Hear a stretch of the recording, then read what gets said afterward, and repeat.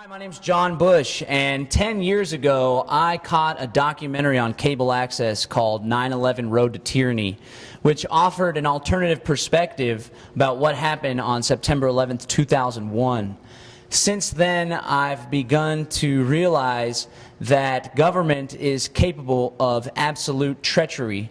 And in viewing that documentary and in being exposed to this different understanding about what took place that day, set me on a path towards dedicating my life to the cause of freedom, justice, and peace, and trying to create a free and prosperous world, a genuinely free world where individuals are able to live according to their own ends.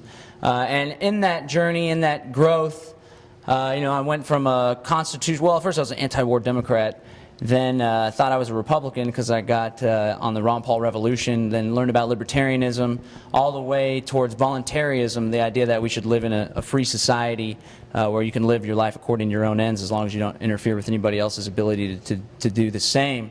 And what I've found in several years of political activism is that the institutions that we find ourselves fighting most against, the Department of Homeland Security, their fusion centers, the Transportation Security Administration, the Patriot Act, the Military Commissions Act, now the John Warner Defense Authorization Act, the Indefinite Detention Clause, those arose out of 9/11. And the reason why still to this day, when you speak to some people in America about the TSA and the pat-downs of the body scanners, the reason why still today many people accept them willingly is because they are still fearful for their lives and for their safety. And the reason why they're afraid is because on 9/11 they were sold a bill of goods. They were told the idea that 19 hijackers with box cutters took over those planes, flew them into the Twin Towers, in order to attack America for, well, some people would say because we're free, but that's arguable, for their intervention in other countries. And a narrative grew from that day that pretty much says you should be afraid because there's millions of people that have darker skin than you, that live in the Middle East, that want to kill you and your family. And that struck fear into people's minds, and it's been inculcated into their heads ever since then. Wholeheartedly, and still to this day, 10 years later, Americans willingly give up their rights in order to obtain temporary security, as the classic Franklin quote goes. And still to this day, there's people that say we shouldn't question what took place on 9/11. There's people even within the liberty movement that say we shouldn't question what took place on 9/11. Many of those people are the same ones that are daily fighting against the Department of Homeland Security, the TSA, and the ever-expanding federal intrusion into our lives that they say is necessary because of 9/11. Additionally, the foreign wars of aggression, multiple foreign wars of aggression, now the Pakistan drone program as well. And many people are content to fight against that stuff, yet they don't want to strike the root of why that stuff exists, and more importantly, they want to avoid why it is that people willingly accept many of those atrocities and injustices.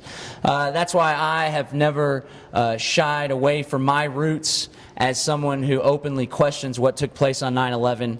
I think it's absolutely imperative that more people understand what took place that day. More people see that what the government told us, what NIST, National Institute of Standards and Technology, what the FEMA report said, is nothing but a pack of lies. And when more people realize that, it's going to be easier for those that are seeking to create a more free and just society to fulfill their goals. So I would encourage people who are just now looking into what happened on that day, or people that are veterans in the 9/11 truth movement, to continue to push and pursue truth and justice. And if you're free, if you're in the area, or even if you want to fly out there to New York City on 9/11 2012, I was there last year, and it wasn't as exciting as it had been in previous years. That's why it's up to us to reignite the pursuit of truth on what happened that day. So people should head out to New York City on 9/11. Additionally, there's plenty of activism to be done in your local area to educate people. It'll make us easier to roll back the ever-expanding police and surveillance state. So get out there. Don't be afraid to spread the truth. Don't be afraid to speak the message of truth. There's strength in numbers, there's strength in unity, and there's strength in truth, and we have all three of those. Now all we got to do is stand up, speak out, and not be afraid. And we will fulfill our goals, and there will be justice for what took place on that day, and together we will create a more free and prosperous society. Thanks.